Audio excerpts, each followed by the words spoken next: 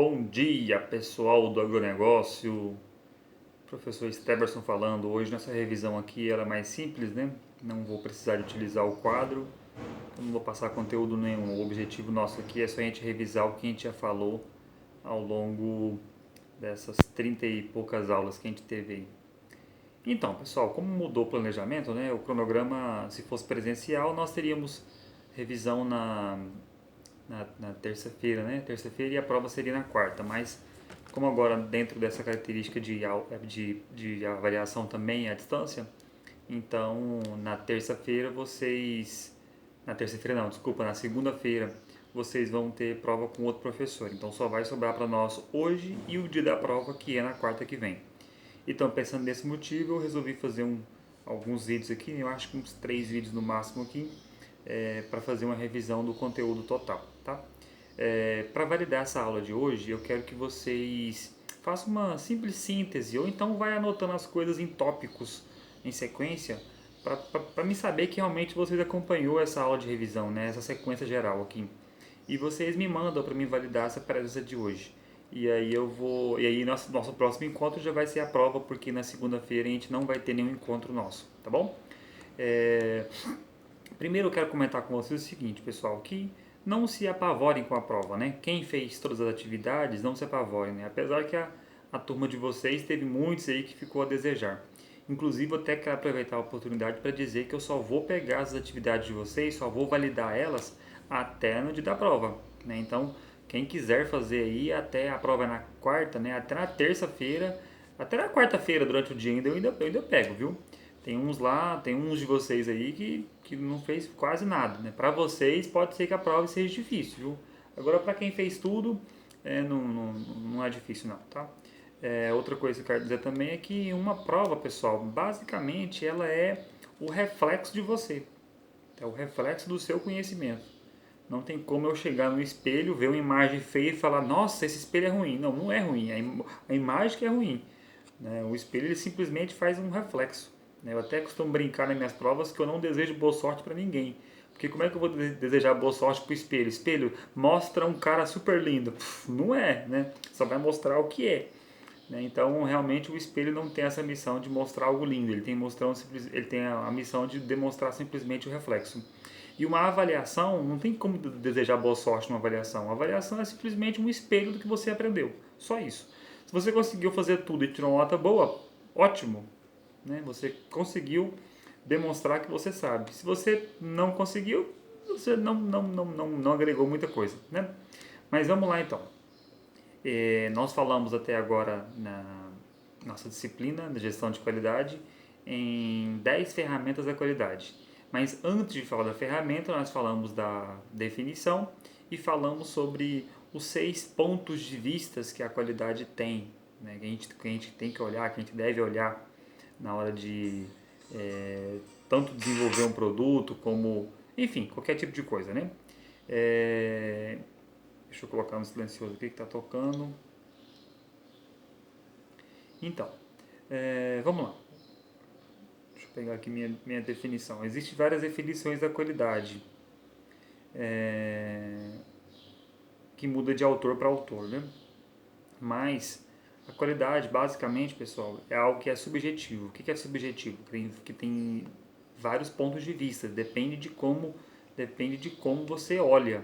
Tá? Por isso que vários autores dão pontos de vista diferentes, certo? E aí eu quero chamar a atenção para vocês que dentro dos aspectos dos elementos da qualidade. Os elementos da qualidade, nós temos, deixa eu pegar aqui, nós temos a excelência, o valor, a especificação, a conformidade e a regularidade. Então, rapidamente, o que é a especificação? A excelência é o melhor nível, o melhor padrão possível do produto. Tá? Aqui eu não estou falando de preço, não estou falando se você tem ou não tem condição, estou falando de melhor padrão de excelência daquele item. Se alguém comprar algum tipo de item pensando no elemento excelência, ele não está preocupado com o valor, aonde que vai encontrar, como é que vai trazer, como é que vai comprar. Não, ele está preocupado com o nível de excelência. O nível de excelência Provavelmente vai ser bem mais caro do que os demais, sabe? Mas ele quer algo que não tenha erro, que é o maior padrão possível daquilo. Valor. E aí no valor eu quero comentar com vocês que existe os três tipos de valores, né? O valor é realmente compras baseado em preço, em dinheiro, em grana, né? O que seria esse valor aqui, ó? Você pode comprar mercadorias baseado no valor ao luxo, ou seja, tem mercadorias que já são feitas pensando nessa classe lá em cima, que é a classe do luxo mesmo. Um iate, uma lancha, um jet ski não foi feito pensando em pobre não, foi feito pensando em quem tem grana mesmo, tá? Valores relativos. Valores relativos são aqueles produtos que a gente consegue fazer a substituição dele. Né? Fala assim, eu compro outro ou compro esse? Compro um sabão em pó Omo ou compro um sabão em pó Tixan? Todos os dois sabão em pó, né? Mas aí o valor relativo é o seguinte, eu posso comprar um sabão de pó Tixan que é um pouco mais barato e que vai fazer basicamente o mesmo efeito. Os dois é sabão em pó. E o custo-benefício opa, eu tenho o Omo e eu tenho o Tixan. O Omo é mais caro, o Tixan é mais barato. Vou dar um outro exemplo mais fácil. Eu tenho um Omo e tenho um Proeza. O Proeza custa R$ 5 a caixa. O Omo custa 10. Nossa, é o dobro. Né? Se a gente fosse falar simplesmente pelo valor, o valor relativo, o Proeza é melhor, porque é mais barato. Só que se a gente for falar sobre o custo-benefício, o Omo seria melhor porque ele é mais caro, mas rende mais também. Né? E a qualidade vinculada com o luxo já é a pessoa que vai de cara e compra o sabão em pó Omo e foda-se, né? Ele vai comprar o mais caro porque ele quer aquele, ele sabe que resolve e é isso aí. Tá? Então o valor nós temos três, né? O valor relativo ao luxo, o valor vinculado ao luxo, o valor relativo e o valor de custo-benefício. Tá? Especificação. Especificação, pessoal, é a definição de como deve ser. Tá? É a regra, os estudos técnicos comprovados de como deve ser aquele tipo de coisa. Como deve ser feito aquele tipo de construção, como deve ser feito o tipo de irrigação, como que deve ser feito o tipo de tratamento com algum animal, enfim, é a regra, tá? É alguém que estudou, que específico, que foi lá e desenvolveu essa regra. Isso que é a especificação, tá?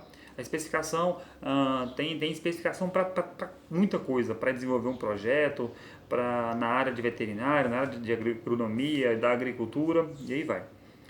Conformidade, o próximo item aqui, o próximo ponto de vista. A conformidade, pessoal, é a grau de identidade voltando um pouquinho, com a especificação. A especificação não é a regra? Pois é, a conformidade é qual é o nível de igualdade entre a especificação, a regra, e o que está sendo executado. É esse padrão aqui, ó. Então, conformidade é o grau de identidade dessa regra aqui, ó, que é esse projeto. Quando um engenheiro faz um projeto, ele está fazendo o desenho, uma especificação de construção, tá? Para o pedreiro ir lá e construir, certo? E a conformidade é você ir lá na obra e saber se essa obra está exatamente igual ao projeto que foi desenhado, né? Basicamente isso. Regularidade. O próximo ponto de vista aqui, regularidade. Como é que eu vou dizer? É a capacidade de uniformidade, de padronização de um produto. Tá? Às vezes a gente compra produtos por relativo ao luxo, às vezes compra relativo à conformidade, à especificidade, e às vezes também a gente simplesmente quer comprar um produto apenas pela sua regularidade. Tá?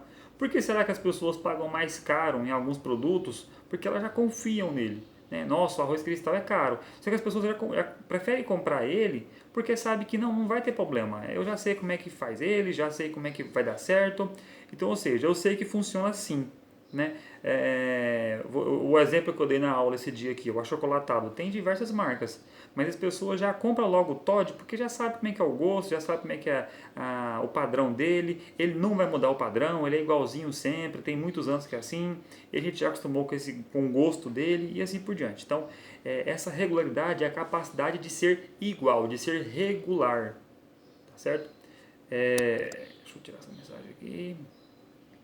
E aí, nesse dia aqui, inclusive, eu dei até um exemplo seguinte. Vamos supor que a fábrica, né, a fábrica Toddy, o achocolatado Toddy, ele resolva desenvolver um produto, um leite integral de caixinha.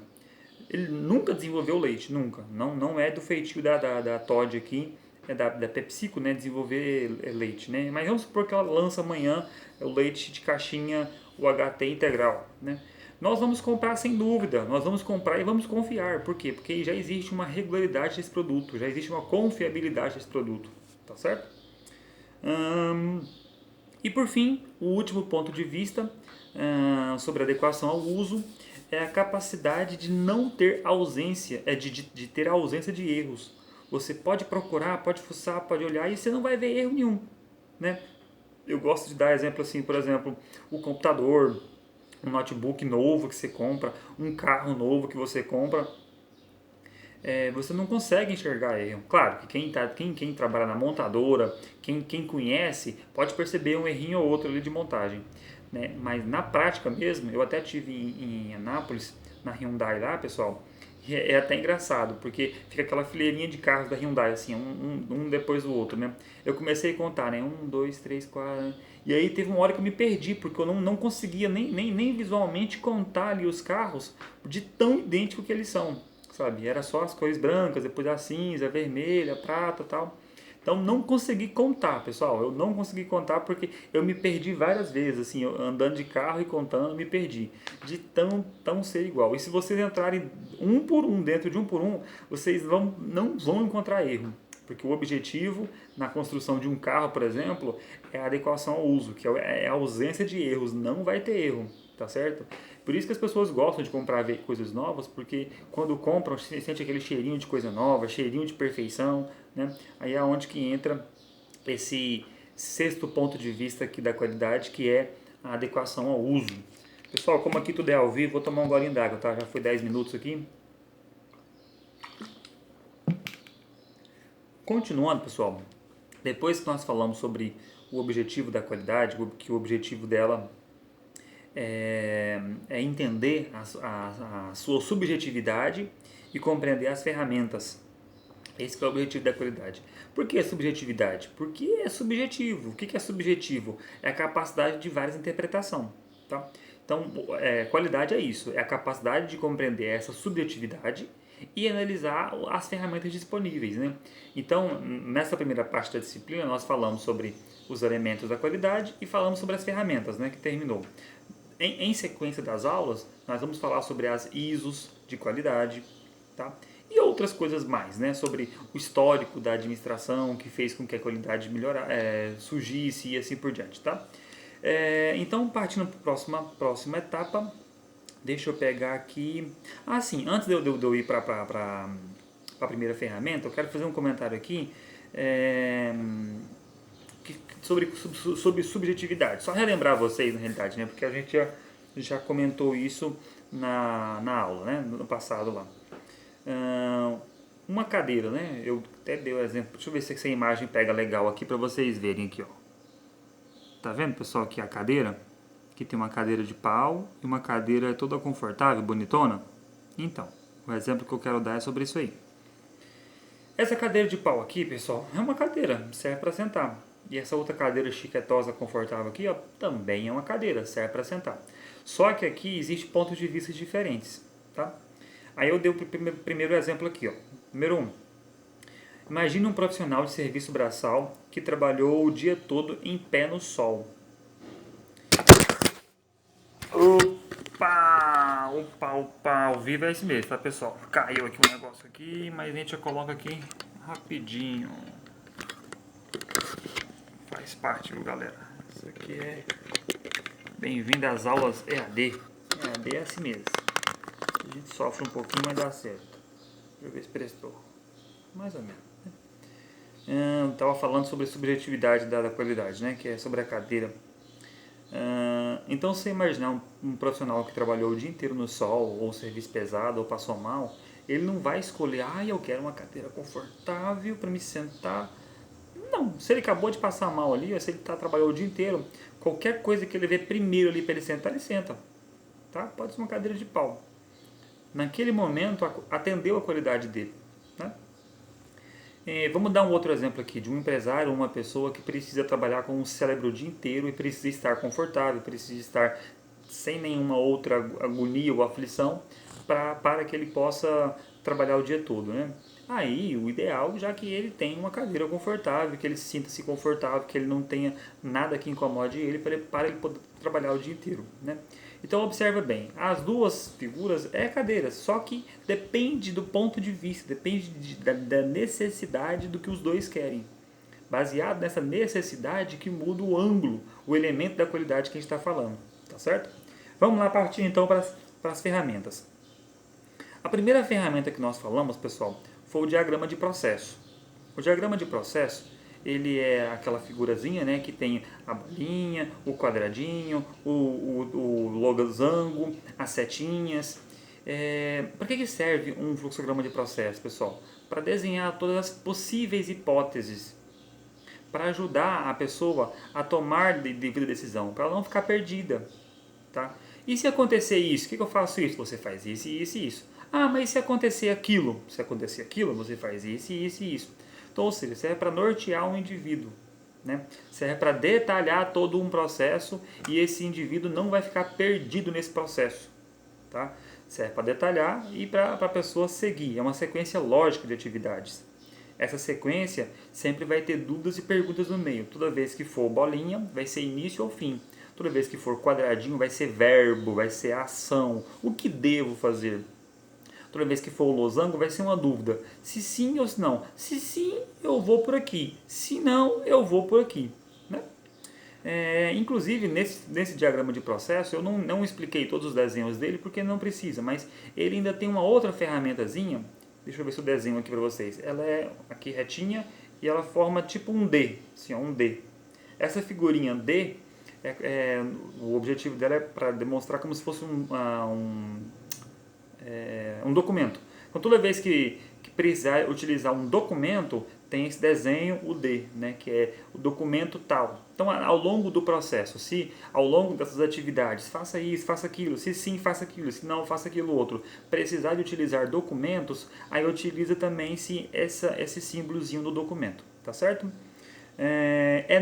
Nessa ferramenta também aqui, pessoal, que a gente consegue fazer a análise de quantas pessoas que a gente vai precisar para realizar uma atividade. Você se lembra que eu dei um exemplo, até que gastei umas 2 aulas para falar sobre ele, sobre trocar o pneu de um carro, né? Que o simples fato de trocar o pneu de um carro, a gente gastou, acho que foi 30 atividades, 30 sequências diferentes. E aí tem uma pergunta: quantas pessoas que eu gastaria para trocar esse pneu? Uma pessoa? Quanto tempo levaria? 2 pessoas, e 3 pessoas, e 4 pessoas. E se tivesse 10 pessoas? Aí você vai fazer as contas, vai fazer as análises, vai chegar uma hora que você vai perceber que se tiver, por exemplo, 4 pessoas é o máximo. Se tiver 5, 6, 7, 8, vai ficar desperdiçado, não vai utilizar. Né? A ferramenta número 2, que é a ferramenta sobre diagrama de Pareto. Então, fazendo um simples resumo, né, um simples síntese, o que é o diagrama de processo? Serve para aparecer toda a sequência lógica, para saber todas as possíveis possibilidades, para a pessoa não ficar perdida, para nortear um indivíduo, tá certo? E para também quantificar quantas pessoas que eu preciso naquela operação, naquele serviço. Tá? E o desenho, a estrutura do fluxograma, ela é sempre em setinhas, né, para acompanhar. E os desenhinhos, ou seja, bolinha, início, meio, fim, o quadradinho, o verbo, o losango, dúvida, e a letra D grandona, né, o desenho D grande, serve para dizer aonde que precisa ter ou não ter documento. Tá bom? A segunda ferramenta é o diagrama de Pareto. Esse tem como principal objetivo colocar de forma decrescente, né, do maior para o menor, a condição numérica. Então nós estamos falando de números. Você tem um problema, tem vários problemas, você vai colocar ele de forma do maior para o menor. Faz até um gráficozinho de barra, né? Esse aqui é o problema número 1, esse aqui é o problema número 2, esse aqui é o problema número 3, esse aqui é o 4, 5, 6, não. A teoria do diagrama de Pareto, ou a curva ABC, é o seguinte: com um menor esforço possível, você consegue resolver a maior quantidade de problema possível. Né? Vocês se lembram que eu dei o exemplo para vocês em sala de aula sobre as dificuldades de aprendizado de disciplinas numa sala de aula, né? Vamos dizer, de uma disciplina de ensino médio. Língua portuguesa, matemática, história, geografia e etc e tal, né? Aí o que acontece? Eu dei, acho que foi 10 exemplos, 10 disciplinas. Mas aí, conforme a turma foi me respondendo, eu fui preenchendo, eu cheguei à conclusão de que das 10 disciplinas, apenas as 3 primeiras, né, ABC, as 3 primeiras, ou as principais, as primeiras ali de cima do topo, representam o maior percentual do que analisando todas, tá certo? Então, eu vou mostrar, eu vou ver se aqui na imagem eu consigo mostrar para vocês aqui no vídeo. Olha aqui, pessoal, ó. Deixa eu ver se consigo imaginar bem. Tá vendo essas três disciplinas aí em cima? Representa 52% do problema, enquanto todas essas disciplinas de azulzinho embaixo representa apenas 48%. Ou seja, se a gente conseguir resolver esse problema aí de cima, a gente já consegue resolver mais de 50% de todo o problema, tá? Nesse exemplo aqui em específico não ficou muito legal não, porque ficou quase meio a meio, mas na maioria, na média, né, normalmente, a gente consegue com os 3 ou 4 primeiros problemas, a gente consegue resolver aí 60% do problema ou mais, tá certo? Então o principal objetivo da ferramenta curva ABC, ou diagrama de Pareto, que é o mesmo nome, é essa análise. Com o menor esforço possível, a gente consegue resolver a maior quantidade de problemas possíveis. Tá certo? Opa, deixa eu voltar aqui, que tem uma observação aqui que eu quero fazer. Só um pouquinho.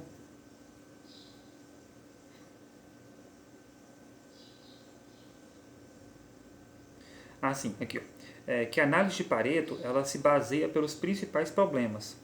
Normalmente, o maior volume de problemas são iguais, tá? Então, o que acontece? Às vezes você tem 1000 reclamações de uma empresa. Outro exemplo simples aqui, 1000 reclamações. Você fala, nossa, minha empresa está cheia de problema, meu Deus do céu. Mas na realidade, se você colocar isso numa planilha, numa forma do maior para o menor, você vai perceber que não tem tanto problema assim. Que às vezes, dessas 1000 reclamações que teve, 800 reclamações foi específico de um item, né? 100 reclamações foi específico do segundo item. 20 reclamações foi específico do terceiro item. 30 reclamações foi específico do quarto item. E aí você coloca isso em gráfico, você demonstra aqui que se você resolver um problema na empresa, você consegue resolver 800 reclamações que a empresa teve. Então serve para isso, basear-se nos principais problemas e colocar a sua força para resolver esses problemas aí, tá certo? Algumas ações podem mudar totalmente o resultado final, sem ter as mudanças de todo o serviço ou produto. Então, ou seja, algumas pequenas ações que você mude nesses principais problemas, você tem a capacidade de mudar todo o impacto desses problemas que a empresa está tendo, tá, pessoal? Eu vou parar o vídeo por aqui, né? A gente já falou sobre o objetivo da gestão da qualidade, né? Que é entender a subjetividade, entender as ferramentas e entender que existem vários pontos de vista. Depois a gente falou sobre os elementos da qualidade, né? São 6 tipos de pontos de vista da qualidade, e a gente já falou aqui nesse simples resumo aqui da aula, falando sobre as 2 ferramentas da qualidade, a primeira e a segunda, que é o fluxograma de processos e a curva ABC, diagrama de Pareto, tá bom? No segundo vídeo agora eu gravo mais algumas ferramentas, até mais!